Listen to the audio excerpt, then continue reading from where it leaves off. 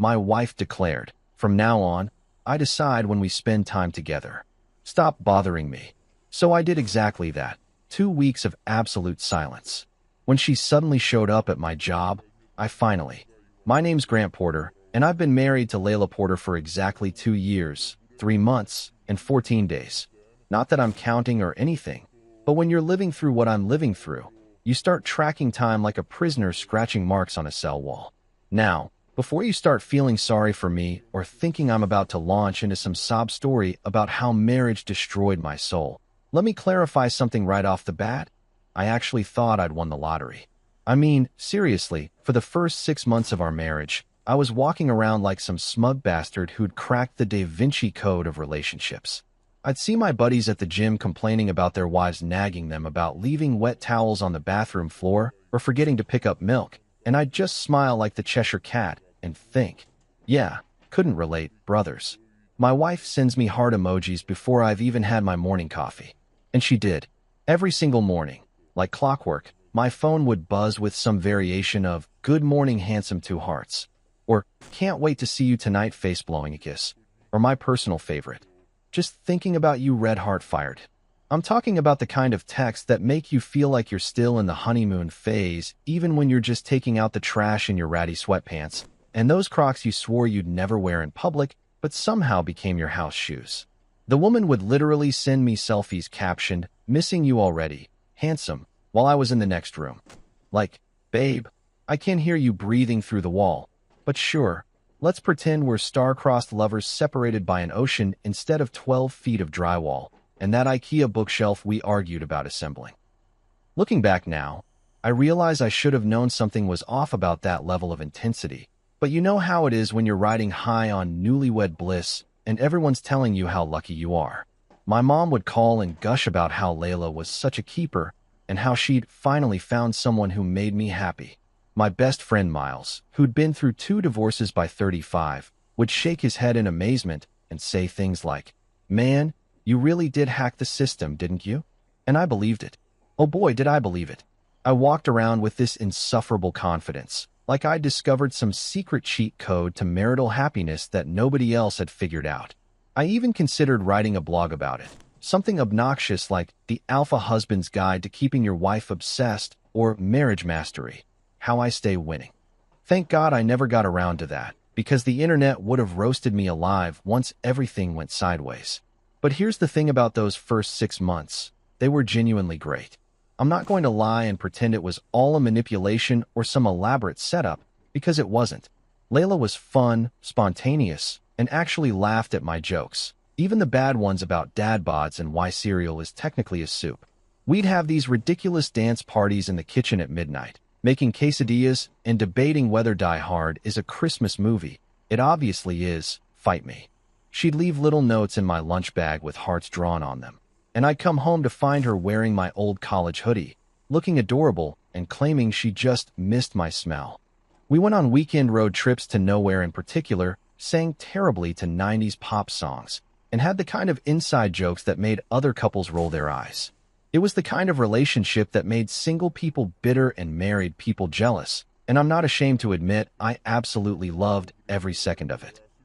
Then, somewhere between the happy first anniversary card she'd bought me 3 weeks early, because she couldn't wait to give it to me, and the great dishwasher loading debate of March, which, for the record, I still maintain I was correct about. There's a right way and a wrong way, people. Something glitched in the matrix. It wasn't a dramatic shift, not at first. It started with small things, the kind of changes you notice but convince yourself you're imagining because you don't want to be that paranoid husband who reads into everything. The morning texts became less frequent, then they'd arrive later in the day, then they'd be shorter, just a simple hey, instead of the emoji-laden novels I'd gotten used to. The selfies stopped. The random, "I love you" messages dried up like a creek in a drought. She stopped wearing my hoodies and started staying up later, scrolling through her phone with this distant expression that made me feel like I was watching a stranger inhabit my wife's body. But the real kicker? Layla became corporate. And I don't mean she got a promotion or started taking her job more seriously. I mean she started treating our marriage like a failing business that needed restructuring. Suddenly, Every conversation felt like a quarterly review meeting where I was the underperforming employee who just couldn't meet expectations. She'd send these cold, transactional text messages that read like they were written by someone's passive-aggressive HR department. "Hi, Grant. I'll be unavailable for intimacy this week. Regards."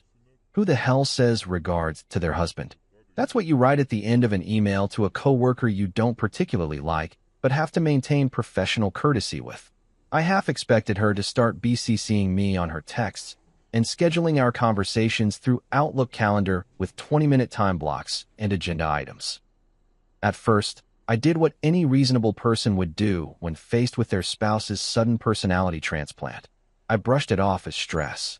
Maybe it was work. She'd been pulling longer hours at the marketing firm, dealing with some demanding client who wanted their entire brand identity redesigned in 48 hours. Or maybe it was hormones. Because let's be honest, I'm a dude and blaming mysterious female hormones seemed like a safe bet that wouldn't get me in too much trouble. I even briefly considered that it might be Mercury retrograde, because my coworker's girlfriend Jasmine was super into astrology and kept warning everyone at the office that communication planets were in chaos, and we should all expect misunderstandings and technical difficulties. I didn't actually believe in that stuff, but at that point, I was willing to blame any celestial body or cosmic phenomenon that would explain why my wife had suddenly transformed from lovey-dovey newlywed to Ice Queen CEO. I tried to talk to her about it, like adults supposedly do in healthy relationships. I'd say things like, "Hey, babe, is everything okay? You seem a little distant lately." And she'd hit me with responses that were so perfectly crafted to shut down the conversation, it was almost impressive. "I'm fine, Grant. Just tired. Nothing's wrong. You're overthinking things. Can we not do this right now?" It was like talking to a customer service chatbot that had 3 programmed responses and no actual interest in resolving your issue. The worst part was that she'd deliver these lines with this look, this exhausted, slightly annoyed expression that made me feel like I was the problem for even bringing it up, like I was some needy, clingy husband who couldn't handle his wife having a bad day or two. But oh, was I wrong. So spectacularly, magnificently wrong about what was actually happening. Because what I thought was just a rough patch or a temporary mood shift was actually the beginning of something I never saw coming. A complete relationship paradigm shift that would leave me questioning everything I thought I knew about love, marriage, and whether I'd accidentally married a human being or a very convincing robot programmed to simulate affection for exactly 6 months before reverting to factory settings. Spoiler alert. Things were about to get a whole lot weirder, and my days of feeling like I'd hacked marriage were about to come crashing down harder than my attempt at assembling that IKEA bookshelf without the instructions. The night everything officially went off the rails happened on a Thursday, which is fitting because Thursdays are inherently cursed days, too far from the weekend to feel hopeful, too close to the end of the week to pretend you're still fresh and motivated. I was parked on our sectional couch, the one we'd bought together at that furniture warehouse where the saleswoman kept calling us, "You lovebirds," until I wanted to crawl into one of the display mattresses and never come out, watching a documentary about ducks on National Geographic. And before you judge me for my viewing choices, let me tell you that ducks are actually fascinating creatures with some seriously dark mating habits that make human relationships look like a Disney movie. I was about 40 minutes deep into learning about mallard territorial disputes when I heard the front door slam with the kind of force that rattles picture frames and signals that someone's about to make your evening significantly worse. Layla walked into the living room like a lawyer entering a courtroom where she already knows the verdict is in her favor, and she sighed. Not just any sigh, mind you, but one of those long, dramatic exhales that sounds like you've personally offended the very air she breathes. It was the kind of sigh my mom used to do when I'd forget to take the chicken out of the freezer for dinner. Except this sigh came with a side of contempt that suggested I'd committed some unforgivable crime against humanity. I looked up from my duck documentary, remote still in hand, watching as she stood there in her work clothes. Those designer slacks that cost more than my monthly gym membership, and that silk blouse she claimed was an investment piece, when I nearly had a heart attack looking at the credit card statement. "Grant," she said, and the way she said my name made it sound like a diagnosis, like a doctor telling you that yes, those weird symptoms you've been ignoring are definitely something serious. "We need to talk. Now." Let me tell you something about the phrase, "we need to talk," that every person in a relationship already knows. Nothing good has ever followed those four words in the history of human communication. It's right up there with "it's not you, it's me," and "I think we should see other people in the Hall of Fame of relationship doom." I actually felt my stomach do that little flip thing, like when you're on a roller coaster and you've just reached the top of the first big drop and you're thinking, "Why did I get on this ride? Who thought this was a good idea?" She crossed her arms, and I could see she'd already rehearsed this speech, probably in the car on the way home, or maybe even in the bathroom mirror at work during her lunch break, perfecting her delivery like she was about to give a TED Talk titled, "How to Destroy Your Husband's Evening in Under 5 Minutes." I muted the duck documentary. Those territorial disputes would have to wait, and gave her my full attention, which apparently was exactly what she didn't want because she looked even more annoyed that I was actually listening. "From now on," she announced, and I swear to God she said it like she was unveiling a new company policy at a staff meeting, "I'll decide when we spend time together. Stop bothering me." She just stood there, waiting for my reaction, and I could tell she expected me to immediately start arguing or maybe even begging, asking her what I'd done wrong and how I could fix it. But here's the thing about being blindsided by your wife declaring what essentially amounts to martial law in your own marriage. Your brain kind of short-circuits for a second. I blinked at her, still holding the remote like it was some kind of safety blanket, and tried to process what I'd just heard. Did she really just tell me to stop bothering her? Were we roommates now? Did I miss the memo about our marriage transitioning into some kind of hands-off arrangement where I needed permission slips to interact with my own wife? "Cool," I finally said, because what else do you say when someone drops a conversational bomb like that? "So, do I need to book an appointment through HR, or is there like a household portal I should be using? Maybe a Google Calendar link where I can see your availability?" I was genuinely asking, but I also couldn't resist the sarcasm because, come on, the absurdity of the situation practically demanded it. My buddy Miles had told me about his ex-wife who'd once made him schedule intimate time 2 weeks in advance, and I'd laughed thinking that would never be me. Yet here I was, apparently living that nightmare in real time. She rolled her eyes so hard I'm surprised they didn't get stuck looking at the back of her skull, and she hit me with the classic, "I'm serious, Grant. You're too clingy." Clingy. That word hung in the air like a bad smell, and I had to resist the urge to laugh out loud because the accusation was so wildly off base, it was almost impressive. Me? Clingy? I once waited 3 hours outside Zara. 3 full hours. While she tried on what must have been every single item in that godforsaken store, including things that weren't even her size, because she wanted to see how the cut looked. I sat on that uncomfortable bench by the entrance, watching an endless parade of shopping bags and screaming toddlers go by, checking my phone every 5 minutes and fighting the urge to fake a family emergency just to escape. I didn't complain once. Not when my back started hurting from that concrete bench. Not when I got hungry and realized I'd stupidly skipped lunch. Not even when she emerged with only one item after those 3 hours. A scarf that she'd returned the following week because the color looked different in natural light. That's not clingy. That's Olympic-level devotion. That's the kind of patience that should earn you a medal or at least a plaque that says, "World's Most Tolerant Husband." I'd even posted on the husbands group chat, and my buddy Derek had responded with F, like I'd died in battle, which honestly wasn't far from how it felt. But sure, Layla, I'm the clingy one for occasionally wanting to spend time with my wife or expecting a text back within a reasonable time frame. Clearly, I was the problem in this equation. But here's where I made the decision that would change everything. Instead of fighting back or defending myself or launching into a detailed PowerPoint presentation about all the ways I'd been the opposite of clingy, I just smiled.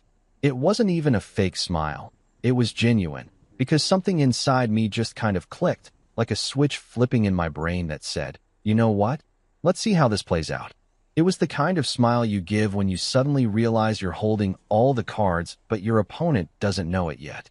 "Sure thing, boss," I said, giving her a little mock salute for good measure. "Consider me officially unbothered and entirely too busy to bother you. I'll be over here in my designated zone, living my best unclingy life." The sarcasm was thick enough to spread on toast, but she either didn't catch it or didn't care. She just stood there for another few seconds, maybe expecting me to crumble or chase after her when she inevitably stormed off, but I simply unmuted my duck documentary and went back to learning about aquatic bird behavior. She stormed off, and yes, it was a proper storm off, complete with heavy footsteps and the dramatic slamming of our bedroom door that made the living room walls shudder. I could practically feel her satisfaction radiating through the house, like she'd just won some major victory and established dominance in our relationship hierarchy.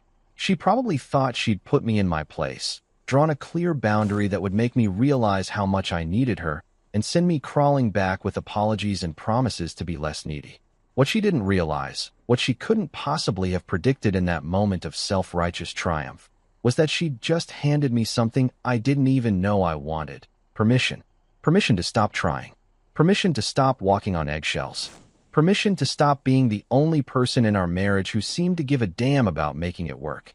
She'd just signed what I started calling the silence contract, a legally non-binding but emotionally liberating agreement that I would take her at her exact word and stop bothering her completely. And brother, was I about to honor that contract like my life depended on it. The ducks on my TV screen fought over territory, completely oblivious to the fact that my marriage had just shifted into a whole new phase. One where I discover that sometimes the best move in a relationship is simply to stop playing the game altogether.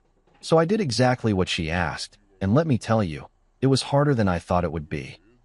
Not because I was desperately missing her or anything, but because breaking habits is legitimately difficult when you've spent 2 years conditioning yourself to operate a certain way.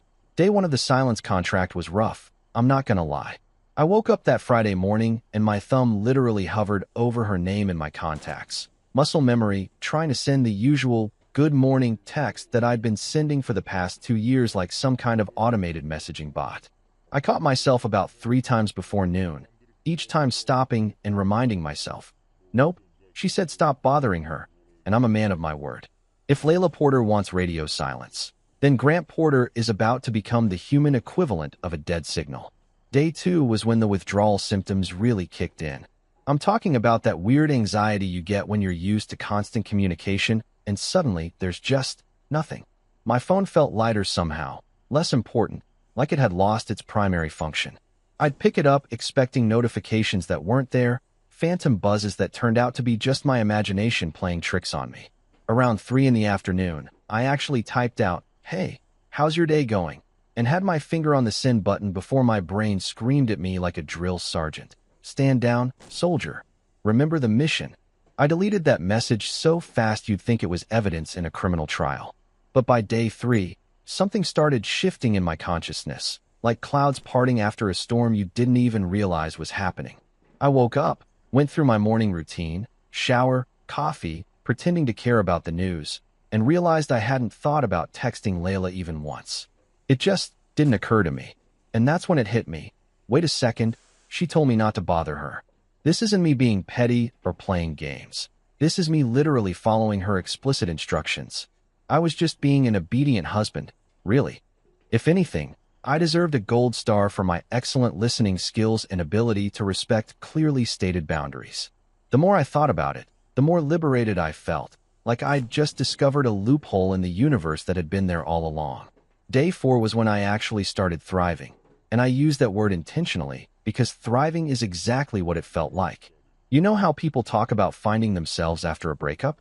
Well, I was finding myself during a marriage, which is either really sad or really enlightening, depending on how you look at it. I discovered what peace sounds like when no one's around to remind you to fix your tone, or sighing dramatically because you chewed your cereal too loud, or existing in a way that somehow offends them. It's quiet, man. Like, genuinely, beautifully quiet. I could hear my own thoughts for the first time in months, and turns out they were pretty decent company. That Saturday, I did something I hadn't done in over a year. I rejoined the gym. Not the fancy boutique place where Layla used to drag me for couples yoga classes that made me feel like my body was betraying me in real time, but the old-school iron-pumping gym downtown where guys grunt unapologetically and nobody cares if you're wearing matching workout gear. The moment I walked in, I felt like I'd come home. The smell of rubber mats and protein shakes, the sound of weights clanking, the motivational posters that were so cheesy they circled back around to being genuinely inspiring. It was perfect. That's where I met Zach, or rather, re-met him, because we'd actually gone to the same high school about a decade ago, but had been in different social circles. Zach looked like someone had photoshopped a human being to achieve maximum muscle definition. The dude was built like a Greek statue that had been specifically designed to make regular guys feel inadequate. He spotted me struggling with a bench press that was probably too ambitious for someone who'd spent the last year getting their exercise by walking from the couch to the fridge, and he came over with this genuine smile that immediately made me like him. "Hey man, you need a spotter?" he asked, and I gratefully accepted because the alternative was getting crushed by a barbell and having death by overconfidence at the gym written on my tombstone. We got to talking between sets, and I found myself actually opening up about the whole Layla situation, not in a pathetic, crying into my protein shake way, but more like sharing a bizarre story that was happening to someone else. Zach listened, nodded knowingly, and then said something that absolutely sent me. "Bro, she put you on Do Not Disturb mode? That's cool." We both cracked up, and just like that, I had a gym buddy who understood the absurdity of my situation without making me feel like a victim. The other unexpected blessing of the silence contract came at work. You know Elena, my coworker who I mentioned?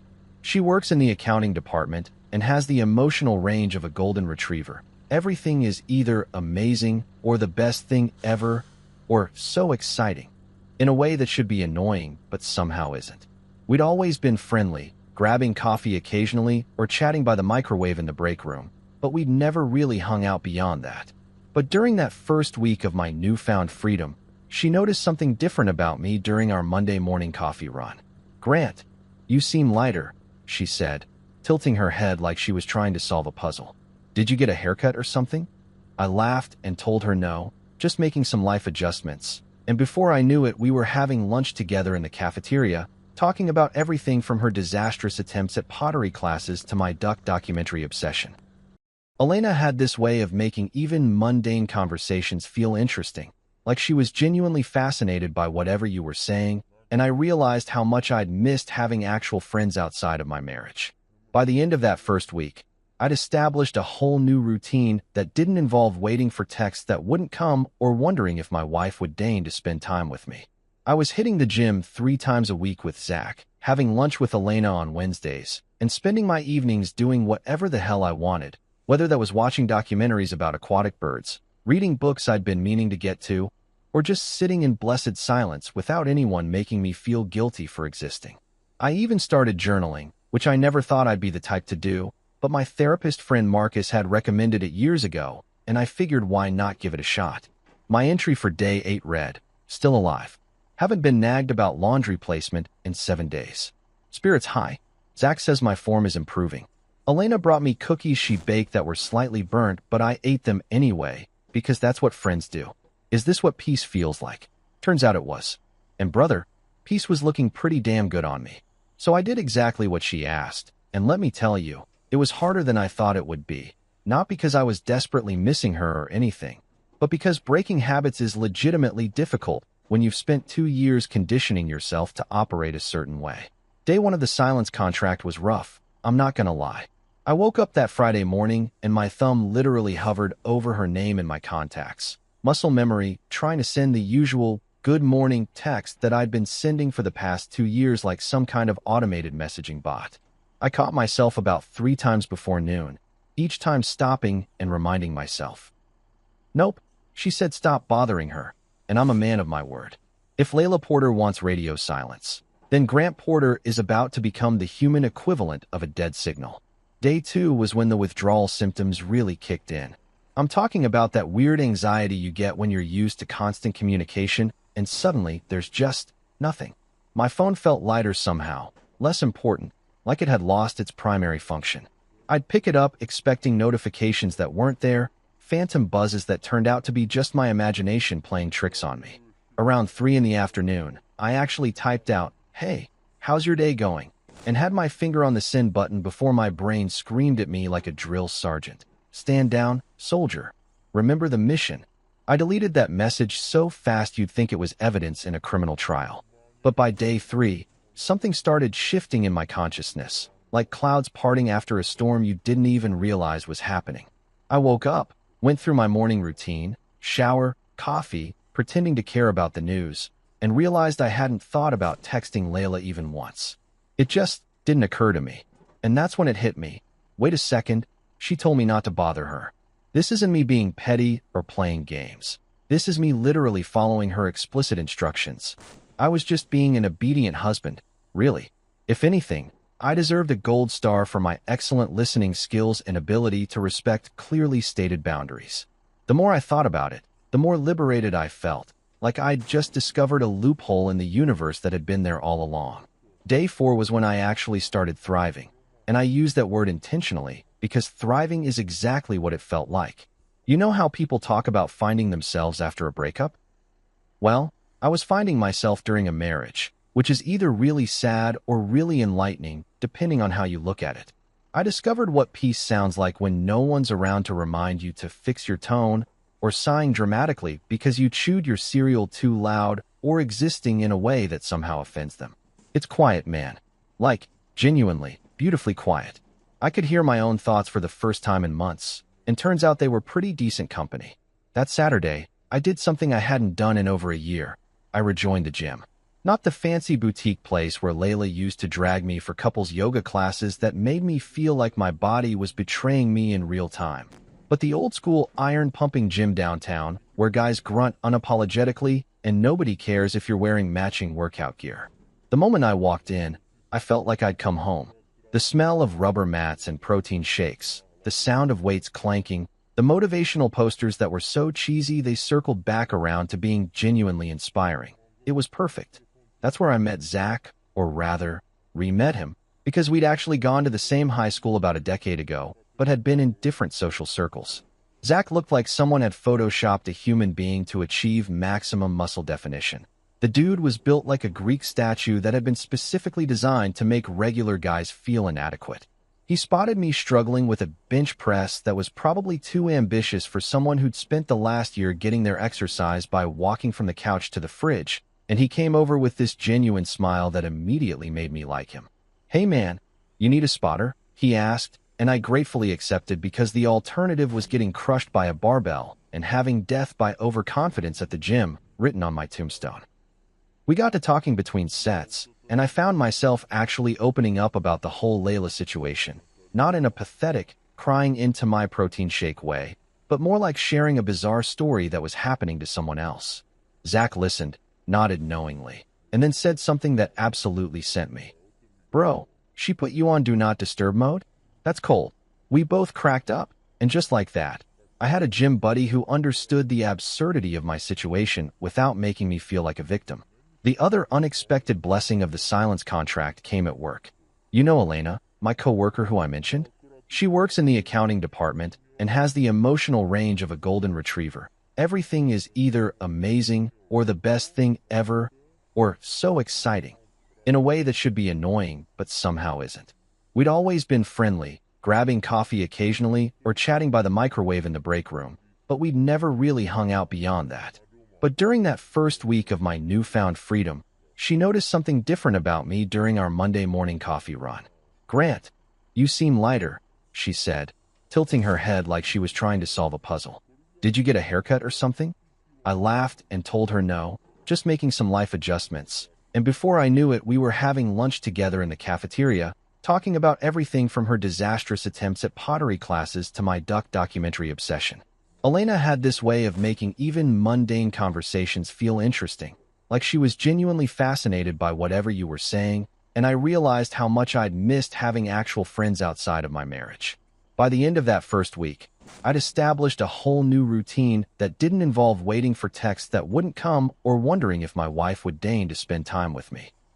I was hitting the gym 3 times a week with Zach, having lunch with Elena on Wednesdays, and spending my evenings doing whatever the hell I wanted, whether that was watching documentaries about aquatic birds, reading books I'd been meaning to get to, or just sitting in blessed silence without anyone making me feel guilty for existing.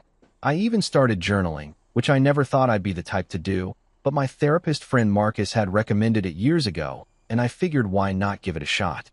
My entry for day 8 read, "Still alive. Haven't been nagged about laundry placement in 7 days. Spirits high. Zach says my form is improving.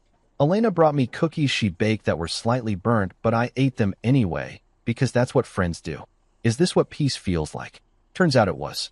And brother, peace was looking pretty damn good on me. A week passed, then another few days.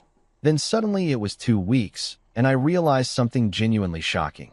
I hadn't received a single call, text, emoji, or even one of those passive-aggressive red receipts that let you know someone saw your message but chose violence instead of responding. My phone's notification center looked like a ghost town, tumbleweeds practically rolling across the screen. It was the kind of silence that would have sent the old Grant into a spiral of anxiety and self-doubt. But the new Grant? The liberated, gym-going, duck documentary-watching Grant. He was living his best life and honestly couldn't care less. What made the whole situation even more bizarre was Layla's social media presence, or rather, the complete lack of it.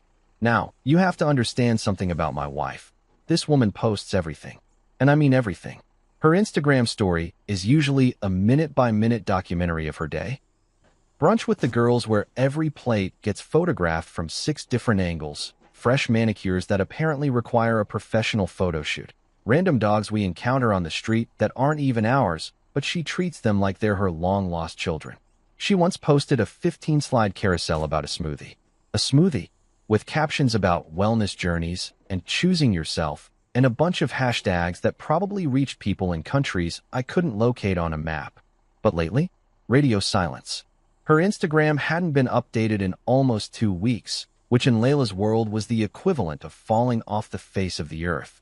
No stories, no posts, no carefully curated snapshots of her supposedly enviable life. I noticed because, let's be honest, even when you're trying not to think about someone, you still check their social media like a detective investigating a cold case. It's human nature, or maybe it's just my nature. I haven't decided yet. Either way, the absence was noticeable, like when your neighbor who always mows their lawn at 7 in the morning suddenly stops, and you can't help but wonder if they're okay, or if they finally realize that 7 a.m. lawn maintenance is psychotic behavior. I mentioned this oddity to Miles over beers that Thursday night at our usual spot, this dive bar called the Rusty Anchor that serves wings so good they should probably be illegal, and beer so cheap you don't ask questions about its origin story. Miles is my oldest friend, the kind of guy who's been through enough relationship drama to write a manual on what not to do. And he has this annoying habit of being right about things even when you don't want him to be.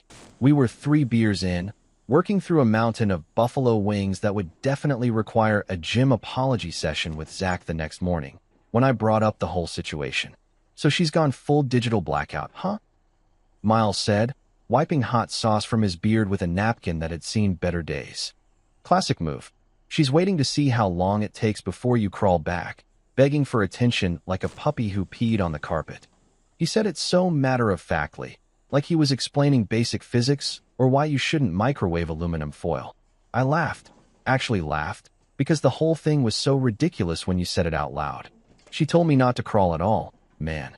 I'm just respecting boundaries like a good, emotionally intelligent husband. If anything, I deserve an award for my excellent communication skills and ability to follow simple instructions. I grabbed another wing, feeling pretty damn proud of myself. She wanted space? I'm giving her the entire solar system. I'm out here respecting her wishes so hard it should be considered an Olympic sport. Miles raised his beer in salute. I gotta hand it to you, Porter. Most guys would have cracked by now, sending those sad "are you okay?" texts at 2 in the morning. But you're out here actually calling her bluff. I'm impressed. Coming from a guy who'd sent his ex-wife a 37-text apology for something he didn't even do, that was high praise. The journaling thing had become a daily ritual by this point, something I actually looked forward to instead of it feeling like homework. My entry for day 14 was particularly enlightening. 2 weeks of peace. Layla still hasn't broken silence. Learned today that I actually enjoy cooking when nobody's criticizing my knife skills or sighing dramatically because I used the wrong cutting board. Made scrambled eggs that were genuinely good. Zach increased my bench press weight. Elena showed me photos of her sister's wedding and didn't make me feel guilty for existing. Is this what people mean when they talk about finding yourself? Because here's what I discovered during those 2 weeks of uninterrupted existence. My life had somehow gotten better. My apartment plants, which had been dying a slow death under my neglectful care, were suddenly thriving. I'd actually started watering them regularly, talking to them like they were my therapy group, and they responded by not looking like botanical horror shows. My fridge went from a chaotic mess of expired condiments and mystery leftovers to something almost organized. I could see the back of it for the first time in months. I even knew what was in there without having to play refrigerator roulette. And the cooking. Oh man, the cooking. I'd started actually making real food again. Nothing fancy or Instagram-worthy, just solid man recipes. Eggs cooked 6 different ways, pasta that didn't come from a box, chicken that I seasoned with more than just salt and prayer. It turned out that when nobody was standing behind you making passive-aggressive comments about your culinary technique or suggesting that maybe you should just order takeout instead, cooking was actually enjoyable. Who knew? The bliss was real, tangible, something I could feel in my bones every morning when I woke up without that familiar knot of anxiety in my stomach. Day 10 of the Silence contract arrived on a Tuesday, which should have been just another ordinary day of minding my own business and living my peaceful, drama-free existence. I was at my desk at work, knee-deep in a spreadsheet that was about as exciting as watching paint dry in slow motion, when my phone buzzed. Now, normally a phone buzz is just part of the ambient noise of modern life. Could be a spam call about my car's extended warranty. Could be my mom sending me another Facebook meme she thought was hilarious. Could be literally anything. But when I glanced at the screen and saw Layla's name, my heart did this weird little skip thing, like when you miss a step going downstairs and your body goes into brief panic mode. The message was simple, almost aggressively casual. Hey, that's it. 3 letters. No punctuation, no emoji, no context. Just, hey, sitting there on my screen like a tiny bomb waiting to explode. I stared at it for a solid 30 seconds, my brain trying to process what game we were playing now. This was the woman who told me to stop bothering her, who'd gone full corporate ice queen and declared our marriage was now operating on her schedule only. And now she was hitting me with a hey, like we were acquaintances who hadn't spoken in a while, and she was just checking in? Here's what the old Grant would have done. Immediately responded, probably with something overeager like, hey, how are you? Everything okay? Followed by 3 more texts before she even had a chance to reply, desperate for any crumb of attention. But the new Grant? The evolved, gym-going, mentally stable Grant who'd been living in blessed peace for 10 days? He looked at that text, put his phone face down on his desk, and went back to his spreadsheet like nothing had happened. I ignored it for 6 hours. 6 glorious, petty, absolutely intentional hours. I went to lunch with Elena, hit the gym for a quick session with Zach, responded to actual important work emails, even took the time to reorganize my desk drawer that had become a graveyard for old pens and random receipts. Every time my phone buzzed with what I assumed were follow-up texts, I didn't check. I was in the zone, living my life, completely unbothered. It felt powerful in a way I can't fully explain, like I'd finally figured out how to play a game I didn't even know I was playing. When I finally checked my phone at 6:30 that evening, sitting in my car in the parking lot after work, I saw she'd sent nothing else. Just that one hey sitting there, probably causing her to spiral into confusion about why I wasn't immediately jumping to respond. I typed out my reply with the energy of someone who couldn't care less about the outcome. Hey, send. Mirror her energy, give her exactly what she gave me. It was beautiful in its simplicity. 15 seconds later, and I mean literally 15 seconds, I watched the clock. My phone exploded. Why are you being weird? Buzz. Are you okay? Buzz. This is immature. 3 texts in rapid succession, each one dripping with more indignation than the last, like I'd committed some cardinal sin by not falling over myself to engage with her breadcrumb of communication. I actually laughed out loud in my car, startling the guy walking past who definitely thought I was losing my mind. The irony was so thick you could cut it with a knife and serve it at a dinner party. Yes, the classic move. Create the rule, then get mad when someone actually follows it. It's like telling someone not to buy you a birthday present and then getting offended when they show up empty-handed. She'd drawn the boundaries, established the terms of engagement, literally told me to stop bothering her, and now she was big mad that I'd taken her seriously? The audacity was almost impressive. I didn't respond to those follow-up texts either, just put my phone away and drove home with this weird sense of satisfaction bubbling in my chest. The next day at work, people started noticing something different about me. Sarah from marketing stopped by my desk and said, "Grant, I don't know what you're doing differently, but you seem genuinely happier. Like, lighter or something." What changed? I leaned back in my chair, grinning like I'd just discovered the secret to life. Marriage update, I said casually. My wife put me on airplane mode, so I'm just living at 30,000 feet now, completely unreachable and loving every minute of it. She laughed, probably thinking I was joking, but I was dead serious. Even my boss commented during our team meeting that my energy seemed more positive lately, and whatever I was doing, I should keep it up. Turns out that not being emotionally drained by someone who treats you like an inconvenience does wonders for your workplace performance. Who knew? Around day 12 of my self-imposed exile from marital drama, something miraculous happened that I genuinely didn't see coming. I started feeling good. Not just okay, or getting by, or that fake kind of good where you tell people you're fine, but you're really just holding it together with duct tape and denial. I mean actually, legitimately good. Like, waking up refreshed kind of good. The kind of good where you catch yourself humming in the shower and don't immediately feel embarrassed about it.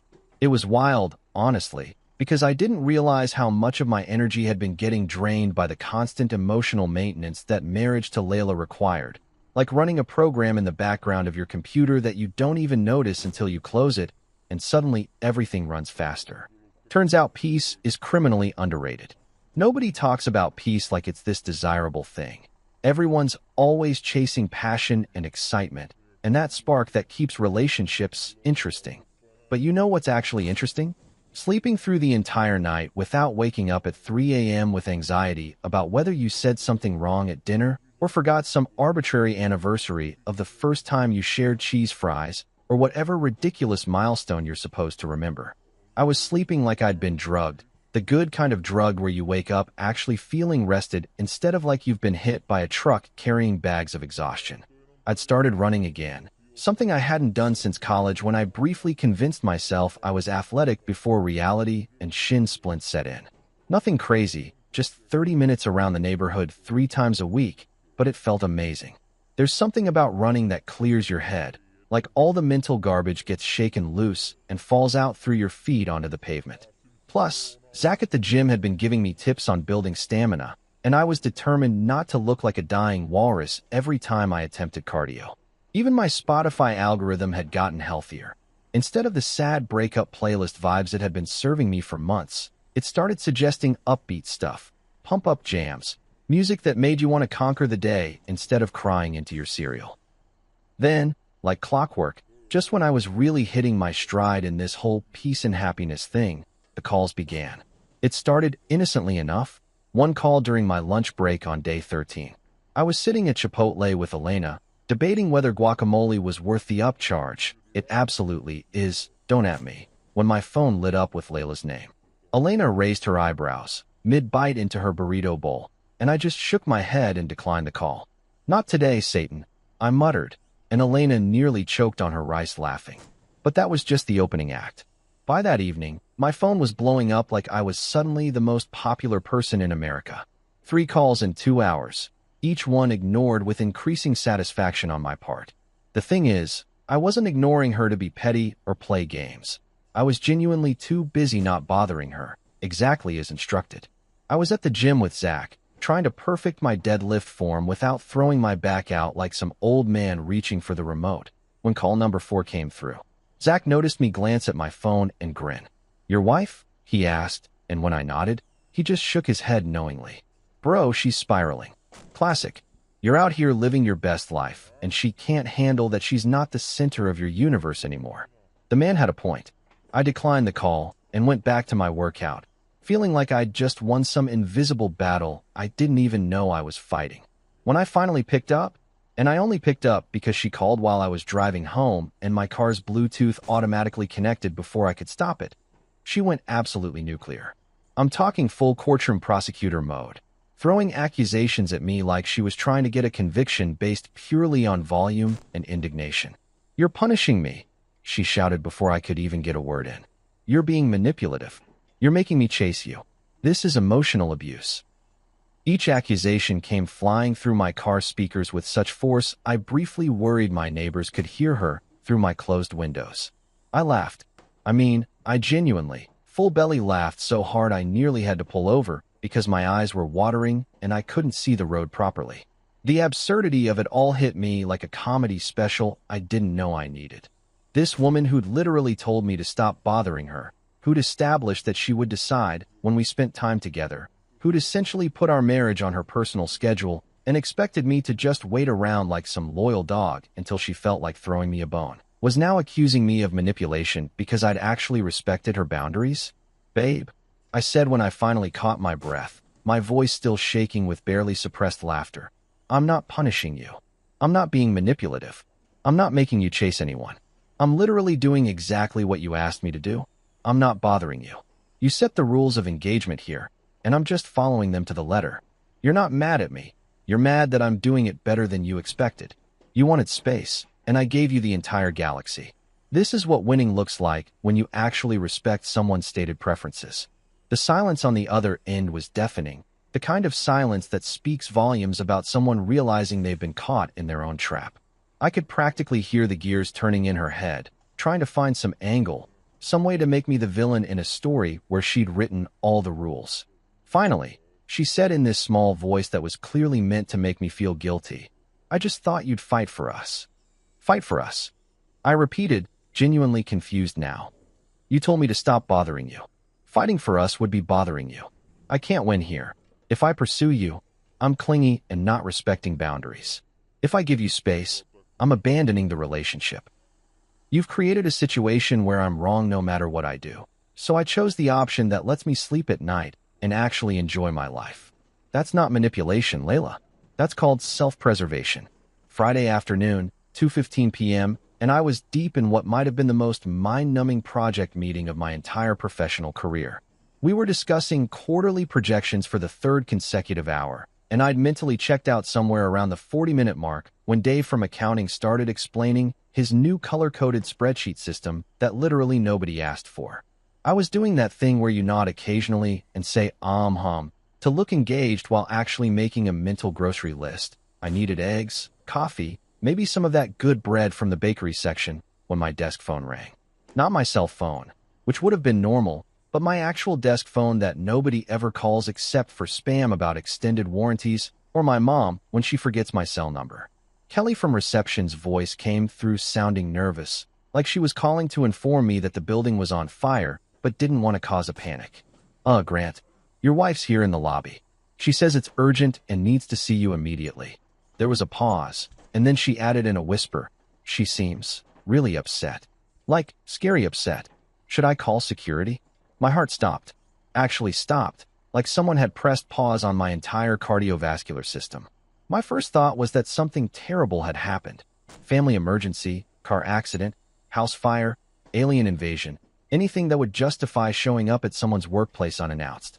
But then my brain caught up with reality, and I realized, no, she didn't. She wouldn't. This woman did not just show up at my office because I wasn't answering her calls. That would be insane. That would be something a person who'd completely lost perspective on appropriate behavior would do. I excused myself from the meeting. Nobody cared. Dave was still talking about his spreadsheets, and probably would be for the next decade, and walked toward the lobby with this growing sense of dread mixed with morbid curiosity. It's like watching a horror movie where the character walks toward the creepy noise in the basement. You know it's a terrible idea, but you can't look away. My coworker Jason passed me in the hallway and did a double take at my expression. Dude, you look like you're walking to your own execution, he said. You good? My wife's in the lobby, I replied, and he made this face like I'd just told him I had a terminal illness. Oh man, thoughts and prayers, brother. He patted my shoulder with genuine sympathy before scurrying away like he didn't want to be anywhere near the blast radius of whatever was about to happen. When I rounded the corner into the lobby, there she was, and I swear the fluorescent lighting made the whole scene look extra dramatic, like a soap opera shot specifically designed for maximum impact. Layla stood there in her designer trench coat, the Burberry one she'd bought during a treat-yourself phase that cost more than my first car, clutching her phone in both hands like it was either a lifeline or a weapon. I couldn't tell which. Her hair was perfect, her makeup was flawless, and she had that look in her eyes that I'd come to recognize as, I'm about to make a scene and I don't care who witnesses it. Kelly was standing behind the reception desk looking like she desperately wanted to disappear into the floor, and I couldn't blame her. The moment Layla saw me, She practically lunged forward, and I instinctively took a step back because I genuinely wasn't sure what was about to happen. "Why aren't you answering my calls?" she hissed, her voice low but intense, like a pressure cooker about to blow. She wasn't yelling. Not yet, but somehow the controlled anger was worse, more unsettling. "I've been trying to reach you for days, Grant. Days. Do you know how worried I've been?" I blinked at her, trying to process the sheer audacity of this moment. Here we were, standing in my office lobby where my boss could walk by at any second, where my coworkers were definitely watching from their cubicles like we were the most entertaining reality show they'd seen all week, and she was demanding to know why I wasn't answering her calls. "Because you told me not to bother you," I said, keeping my voice level and professional because I was very aware that Kelly was probably taking mental notes for the office gossip mill that would be running overtime by Monday. "Not like that," Layla snapped, and her voice went up an octave, echoing slightly off the lobby walls. A few heads definitely popped up from cubicles. I could see them in my peripheral vision, like meerkats sensing drama. You know what I meant. I didn't mean completely ghost me and ignore my calls like I'm some crazy stalker. The irony was so thick I could have spread it on toast. "Oh, I'm sorry," I said, and I know I shouldn't have let the sarcasm creep in, but I genuinely couldn't help it. "Next time you give me explicit instructions to stop bothering you and let you decide when we communicate, I'll make sure to download the user manual that explains all the hidden meanings and unspoken expectations. Maybe it comes with a decoder ring? Or is there a password I need to access the secret level where your words don't actually mean what they say?" Her face flushed red, and I saw her grip tighten on her phone. Behind her, Kelly had picked up her own phone and was very obviously pretending to be busy while absolutely listening to every word. I could see more co-workers now. Sarah from marketing was frozen at the coffee machine. Tom from IT had stopped mid-stride in the hallway, and I was pretty sure I saw my boss's door crack open slightly. This was a disaster. This was a full-blown, career-potentially damaging, HR might need to get involved disaster, and it was happening in real time. "We need to talk," Layla said, reaching for my arm, and I smoothly sidestepped because the last thing I needed was physical contact captured on the security cameras that I knew were recording every angle of this lobby. "Not here," I said firmly, glancing around at our growing audience. People were now openly staring, not even pretending to work anymore. Mike from sales had his phone out, and I sent him a death glare that hopefully communicated, "If you're filming this, I will personally ensure your next performance review is memorable." I gestured toward the door. "Outside. Now, before HR starts selling popcorn and charging admission." I led her out of the building, very aware that I was probably going to be the subject of approximately 40 different Slack conversations before the day was over, and that my peaceful Friday afternoon had just been nuked from orbit. The moment we stepped outside into the parking lot, the crisp afternoon air hitting my face, Layla absolutely detonated. And I'm not talking about a gentle, controlled release of emotions. I'm talking full-scale nuclear explosion, the kind that registers on seismographs 3 states away and makes birds fly in the opposite direction out of pure self-preservation instinct. She wheeled around on me so fast her trench coat did that dramatic billowing thing you see in movies, and her face had gone from flushed pink to full-on crimson, like someone had cranked the anger dial to 11 and then broken off the knob. "You're trying to manipulate me," she screamed, and I do mean screamed.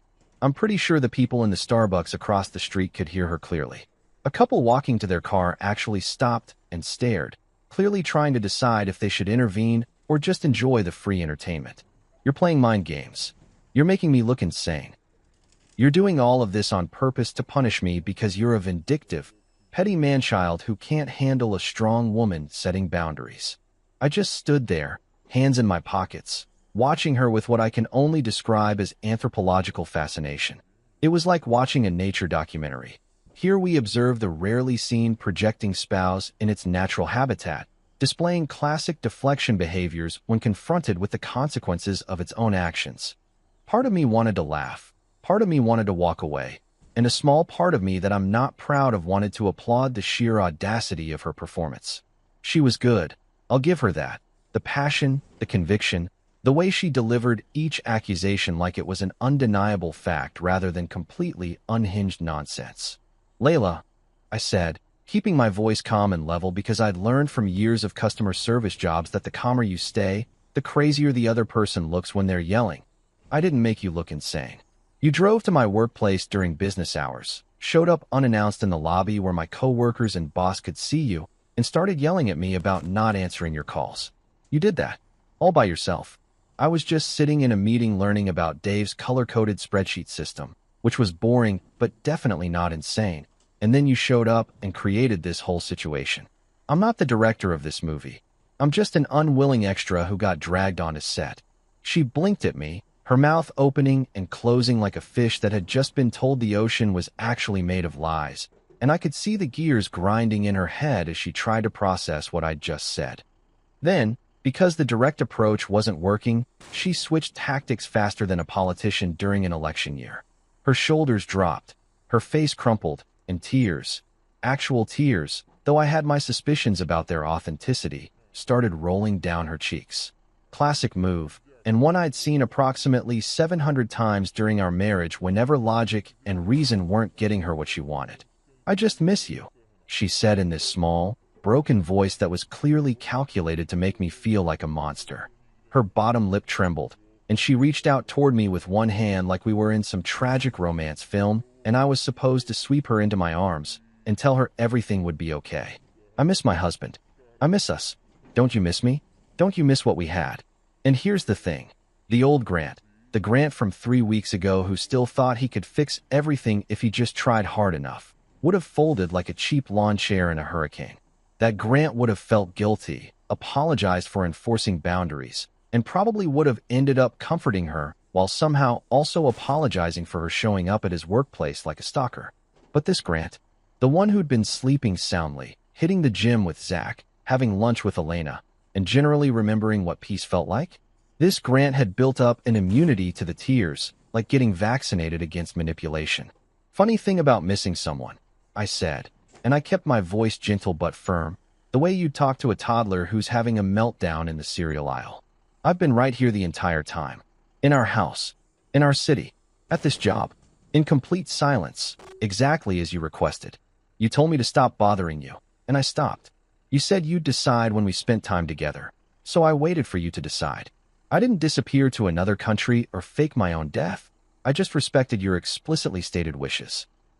If you miss me, that's a you problem, not a me problem." Her tears didn't land this time, and I could see the exact moment she realized it. Her expression shifted from sad and vulnerable to confused, then quickly morphed into angry again, cycling through emotions like someone flipping through TV channels trying to find something good to watch. "So what? You just don't care anymore? 2 years of marriage and you're just done? You're going to throw away everything we built together because of one little fight?" "One little fight," I repeated, and I felt something snap inside me, not in an explosive way, but more like a rope that had been holding something back finally breaking and letting everything tumble out. "Layla, you didn't pick a fight. You didn't say, 'Hey, I need some space,' or 'I'm feeling overwhelmed. Can we talk about our communication?' You declared that you would decide when we spend time together and told me to stop bothering you. You turned our marriage into a dictatorship where you're the supreme ruler and I'm just some peasant waiting for scraps of attention when you feel like tossing them my way. That's not a fight. That's a fundamental restructuring of our relationship without my input or consent." I took a breath, and I could feel years of pent-up frustration finally finding words. "I'm done being your emotional vending machine. You don't get to ignore me for weeks, treat me like an inconvenience, tell me I'm clingy for wanting basic affection and communication, and then show up demanding attention when you suddenly decide you want it. That's not how relationships work. That's not how people work. Insert drama, receive attention, get validation on demand. That system's offline. Permanently. The servers have been shut down and the building's been demolished." She stared at me like I'd just spoken in an ancient language she couldn't understand, her mouth hanging open slightly. Behind us, I heard a car door close. Our audience was dispersing now that the show seemed to be wrapping up. The couple from earlier had given up and left, probably going home to tell their own partners about the crazy scene they'd witnessed in the office parking lot. "You'll regret this," Layla finally said, and her voice had gone cold again. All traces of tears magically evaporated like they'd never existed. It was almost impressive how quickly she could flip the switch. When you're alone and miserable, you'll realize what you gave up. You'll come crawling back and I won't be there. I looked at her, really looked at her, and saw someone I didn't recognize anymore, if I ever really had. Maybe I will regret it, I said, surprising myself with how calm I felt. There was no anger, no sadness, just this weird sense of clarity and peace. Maybe one day I'll wake up and think, man, I really miss being treated like garbage and having to walk on eggshells in my own home. But you know what? At least I'll regret it quietly, in my peaceful apartment, without anyone telling me I'm doing it wrong or that my tone needs fixing. I pulled out my car keys, signaling that this conversation was over whether she liked it or not. Go home, Layla, or go to your sister's, or go wherever you want. I'm not doing this anymore. Not the games, not the manipulation, not the drama. I'm out. And with that, I walked to my car, got in, and drove away, leaving her standing there in the parking lot looking like someone had just told her that gravity was optional and she could no longer rely on it to keep her grounded. The office talked about the incident for a solid week, and I'm not exaggerating when I say it became the most discussed event since Janet from HR accidentally replied all to a company-wide email with a rant about her ex-boyfriend that included details nobody needed burned into their memory banks. Monday morning, I walked into the building steeling myself for the awkwardness, and I wasn't disappointed. The moment I stepped through those doors, it was like walking into a room where everyone had just been talking about you and suddenly went quiet. Except they didn't go quiet. They just pretended to be really interested in their coffee or suddenly found the floor tiles absolutely fascinating. Sarah from marketing was the first brave soul to approach my desk, sliding over with her coffee mug clutched in both hands like it was a shield. So, she said, drawing out the word like she was approaching a wounded animal. That was quite the Friday afternoon entertainment. I appreciated that she went straight for it instead of dancing around the subject.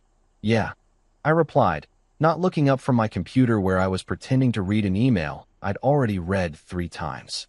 Sorry you guys had to witness that. If I'd known my wife was planning a surprise parking lot intervention, I would have sold tickets and at least made it worth everyone's time. She laughed, thank God someone had a sense of humor about it, and leaned against my cubicle wall. For what it's worth, I think most people are on your side.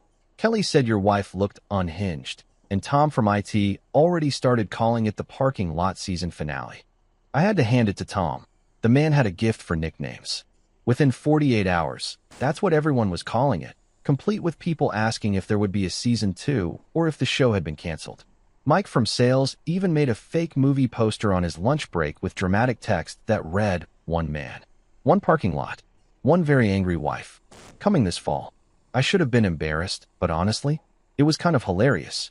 By Wednesday, the gossip had reached critical mass, with people I'd never even spoken to suddenly knowing intimate details about my marriage. The guy who delivers our office supplies asked me how I was holding up. The intern who started 2 weeks ago, and whose name I still couldn't remember, gave me a sympathetic nod in the break room. Even my boss, who normally stayed out of personal drama like it was radioactive, pulled me aside during lunch to ask if everything was okay at home, with this concerned expression that made me think HR had probably briefed him on the situation. I assured him everything was fine, or at least heading in that direction, and he patted my shoulder with the awkward energy of a man who'd rather be anywhere else having any other conversation. But here's where I made the smartest move of my entire professional career. I emailed HR, not to complain or file some formal grievance, but just to document what had happened, because I'd watched enough true crime documentaries to know that paper trails are your friend when dealing with unstable situations. I kept it professional and factual. On Friday, October 18th at approximately 2:15 p.m., my spouse arrived at the office unannounced and initiated a confrontation in the lobby and parking lot. I'm documenting this incident for corporate records in case there are any future disruptions to the workplace environment. Linda from HR responded within an hour with a message that was both sympathetic and slightly terrifying. Thank you for bringing this to our attention, Grant. We've made note of the incident. Please don't hesitate to reach out if you need additional support or if the situation escalates. The phrase, "if the situation escalates," hung in my mind like a dark cloud, but I appreciated having it on record.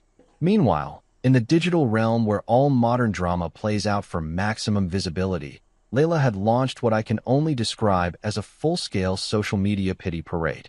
Her Instagram, which had been dark for 2 weeks, suddenly exploded back to life with the energy of someone who'd just discovered the therapeutic power of vague posting and motivational quotes.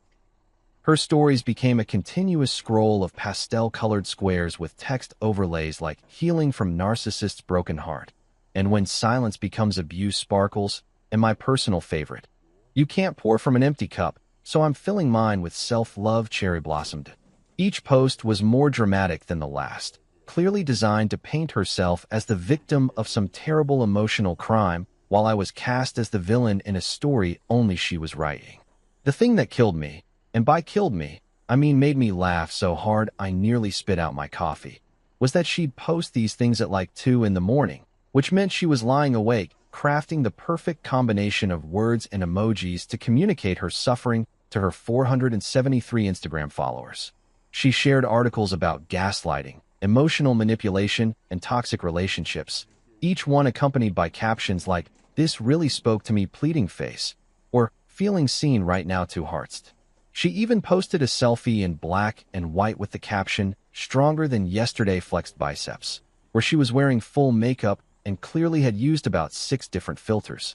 I just scrolled past it all, sipping my coffee like a retired detective who'd seen every trick in the book and couldn't be bothered to care anymore.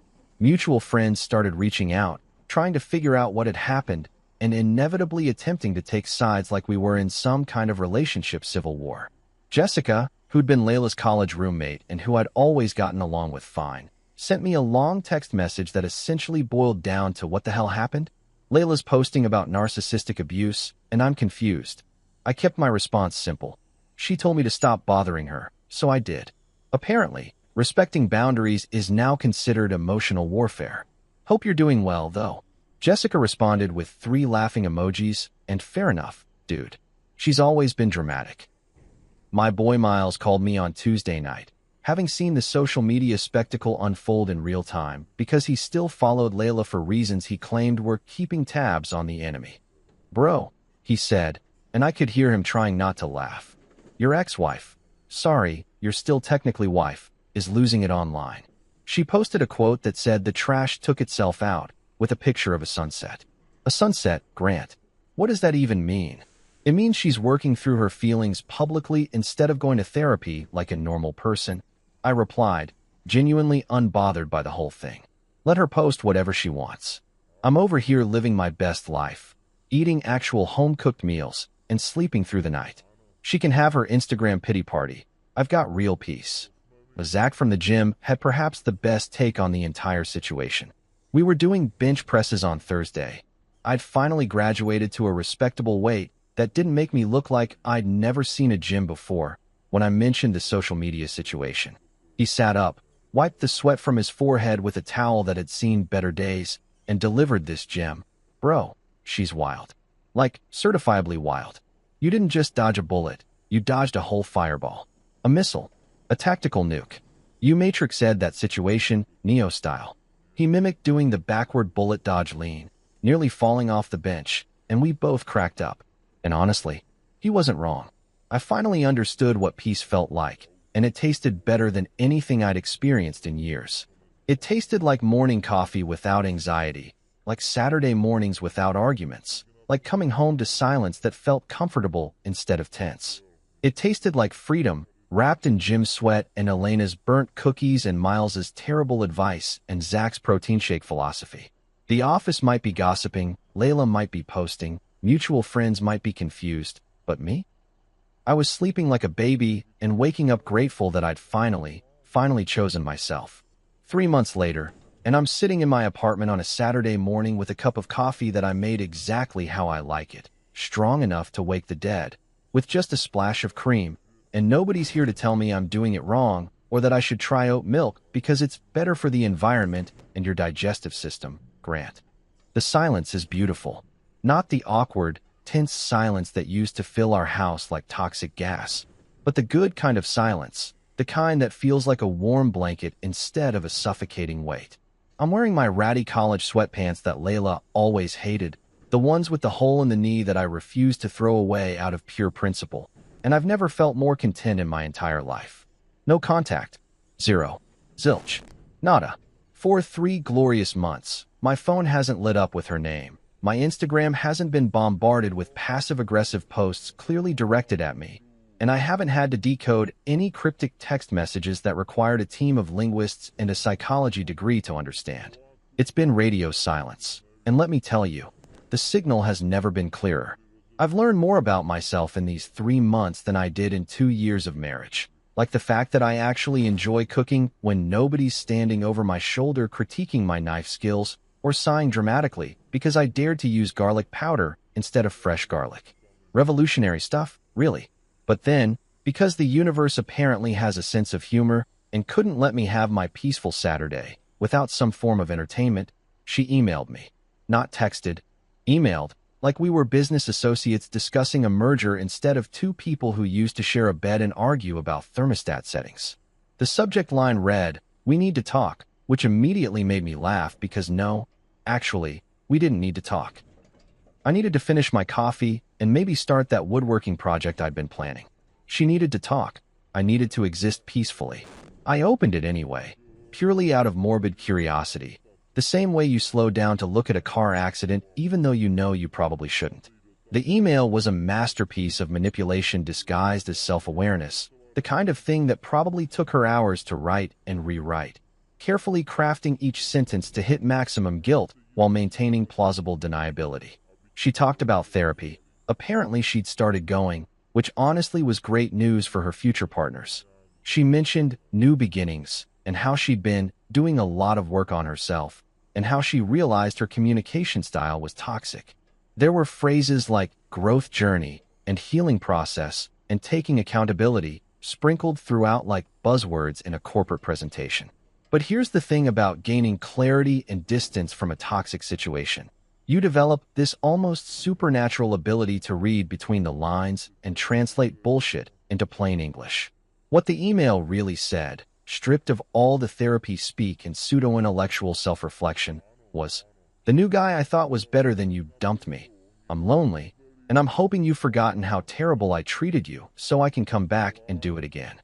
The translation was so obvious it might as well have been written in neon lights across my computer screen. She'd found someone else, probably during or right after our parking lot showdown. Someone who seemed exciting and new and who didn't know her patterns yet. And now that hadn't worked out, she was circling back like a boomerang that nobody asked to return. I stared at that email for maybe 30 seconds, my finger hovering over the reply button, and then I did something that would have been impossible for the old Grant. I closed it. Didn't reply, didn't acknowledge, didn't even mark it as read because I genuinely didn't care enough to engage. I just closed my laptop, took another sip of my perfectly made coffee, and went back to planning my day, which involved absolutely zero drama and maximum peace. The woodworking project I'd started had become something of a therapeutic obsession. I'd never been particularly handy. My dad was the one who could build entire decks and fix cars with duct tape and determination.